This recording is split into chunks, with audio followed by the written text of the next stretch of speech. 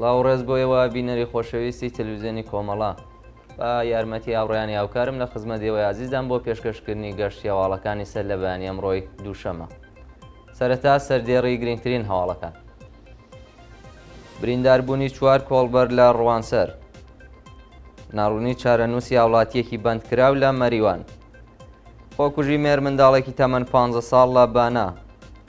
دۆخی خراپی هاوارەکانی نیشتەجێ لە کەمپەکانی ڕۆژاوای کوردستان. سەپاندنی سزای زیندان بەسەر مەعسوومە ئەکبەری لە تاران. یان لە دەستدانی 61 کۆچبەر لە کەناراوەکانی لیبی. و درێژەی هێرشەکانی ئیسرائیل بۆ سەرکەرتی غەزە و کەرانەی باختەری.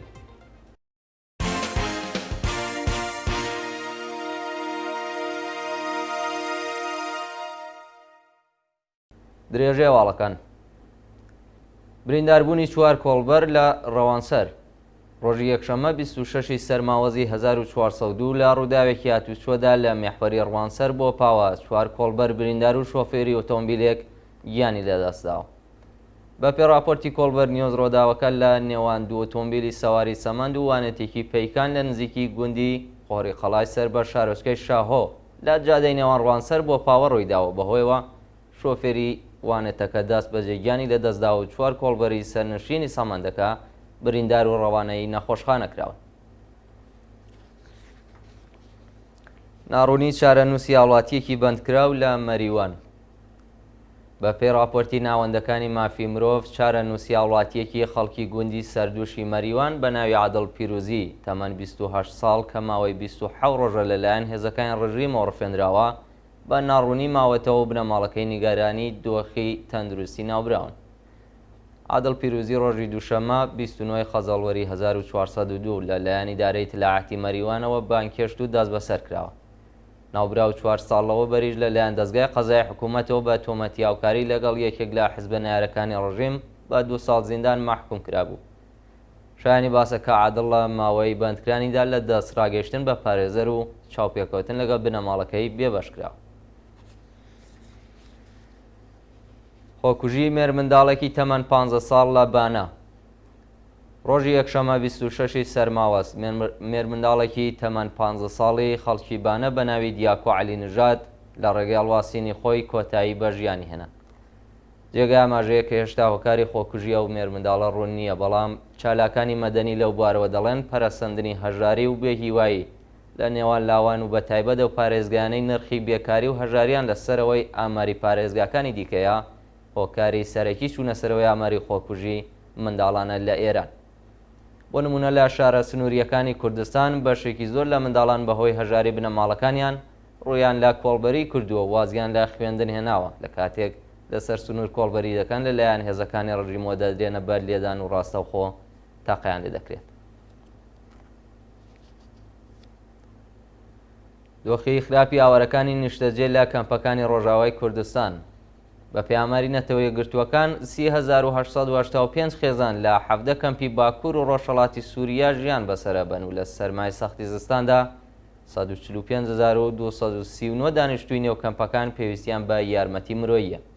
خۆ بەڕێوەبەری باکوور و ڕۆژهەڵاتی سووریا هەموو هەوڵی خۆی داوە تاوەکو خۆراک، سەرپەنا، بێهداشت و پەروەردە بۆ خەڵکی ئاوارەی نێو کەمپەکان دابین بکات، بەڵام یارمەتیە مرۆییەکان وەڵام دەرەوەی پێداویستی ئاوارەکان نییە و ئەمە گوشارێکی زۆرتری خستۆتە سەر خۆ بەڕێوەبەرایەتی ڕۆژاوای کوردستان.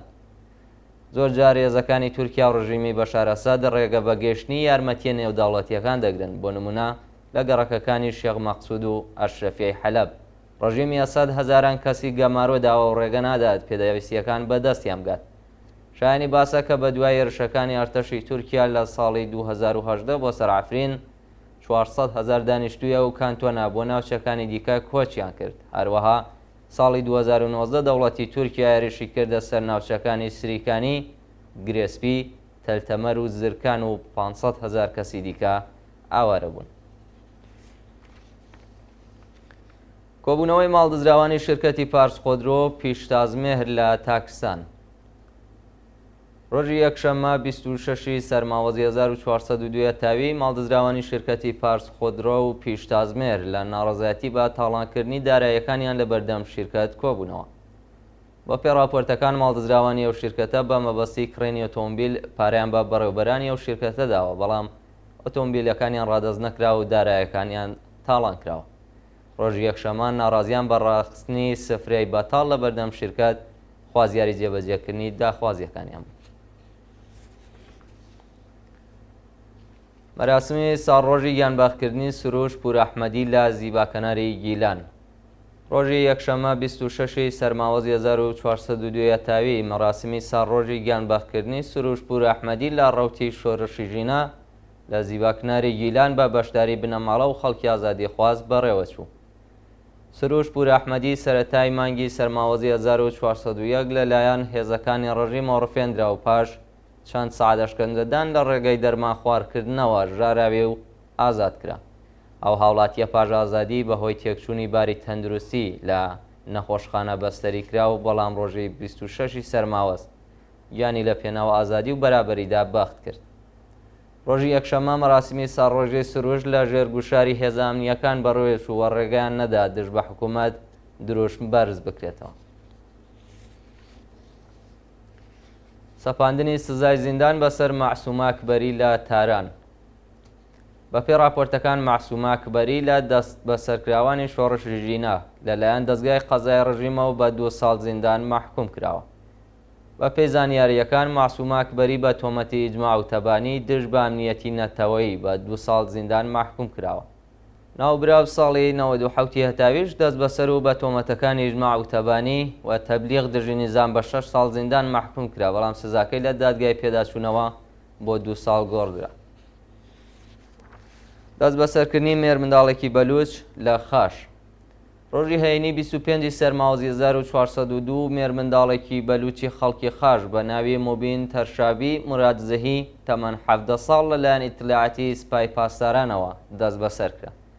بەپێی راپۆرتی چالاکانی بەلوچە و هاوڵاتیە بەلوچە لە کاتی گەڕانەوە بۆ ماڵ لە بەردەم ماڵی باوکی لەلایەن هێزە ئەمنیەتیەکانەوە دەست بەسەر و بۆ شوێنێکی نادیار ڕاگوێزراوە. شایانی باسە کە بە دوواداچوونی بنەماڵەی مۆبین تا بە ئەمڕۆ بێیاکان بووە و هیچ زانیاریەک لەسەر هۆکاری بەندکران و شوێنی ڕاگیرانی لەبەردەستدا نییە. گیان لە دەستانی 61 کۆچبەر لە کەناوەرایەوەکانی لیبی. ڕۆژی یەکشەمە 26 سەرماوەز بەلەمێکی کۆچبەران لە کەناراوەکانی لیبی وەرگەڕاو بەهۆیەوە 61 کەس گیانیان لەدەستە. بەپێی راپۆرتی ڕێکخراوی کۆچی نێودەوڵەتی بەلەمەکە 86 سەرنشینی تێدا بووە و زۆری نەیان خەڵکی وڵاتانی نیجێریا، گامبیا و چەند وڵاتی دیکەی ئافریقایی بوون. لەو ڕووداوەدا 61 کۆچبەر بێسەروشوێن بوون و 25 کەس ڕزگارکراون. شانی باسەکە لە نێو قوربانیاندا ژن و منداڵیش بوونی بووە. بە گوێرەی ئاماری کۆمیساریای باڵای پەنابەرانی نەتەوە یەکگرتووەکان ئەم ساڵ زیاتر لە 153,000 کۆچبەر لە تونس و لیبیاوە گەیشتوونەتە ئیتالیا و تەنیا لە ساڵی 2023دا 2250 کۆچبەر لە دەریای ناوەڕاست گیانیان لەدەستا. دوایین هەواڵمان سەبارەتە بە درێژەی هێرشەکانی ئیسرائیل بۆ سەرکەرتی غەزە و کەرانەی باختەری. ڕۆژی یەکشەمە 26 سەرماوەزی 1402 هەتاوی هێرشەکانی ئیسرائیل بۆ سەر غەزە و ئوردوگاکانی جەنین و تۆلکەرەم لە کەرانەی باختەری بەردەوام بووە بەدەیان فەلەستینی گیانیان لەدەستا و بریندار بوون. بە پێی ئاماری وەزارەتی بێهداشتی غەزا لە هێرشی هێزەکانی ئەرتەشی ئیسرائیل بۆ سەر ئوردوگاکانی جەنین و تۆلکەرەم 6 فەلەستینی گیانیان لەدەستاوە. هەروەها دۆخی نەخۆشخانەی شەفا کارەسات بەر ڕاگەیاندراوە و ڕێکخراوەکانی مافی مرۆڤ دەڵێن بەشی فریاکەوتنی خێرای و نەخۆشخانە حەمامی خوێنە. هەروەها چەندین فەلەستینی لە جبالیا، خان یونس و ڕەفەح بەهۆی بردومان و تۆپبارانی ئەرتەشی ئیسرائیل گیانیان لەدەستداوە و دەرفەت نییە بۆ ئەوەی تەرمەکانیان لە ژێر دار و پەردوودا ڕزگار بکرێت. لەلایەکی دیکەوە فڕۆکەکانی ئیسرائیل بنکەیەکی حیزبڵای لوبنانیان کردە ئامانج و چەند ئەندامیە و گروپە کوژران و بریندار بوون. جێگای ئاماژەیە کە میدیاکانی ئیسرائیل باز لە دەست بەسەرکردنی دەیان چەکداری حەماس دەکەن کە چەکیان داناوە و تەسلیم بوون. بینەرانی خۆشەویست، گەشتی هەواڵەکانتان پێشکەشکرا، کاتێکی خۆش بۆ موتە.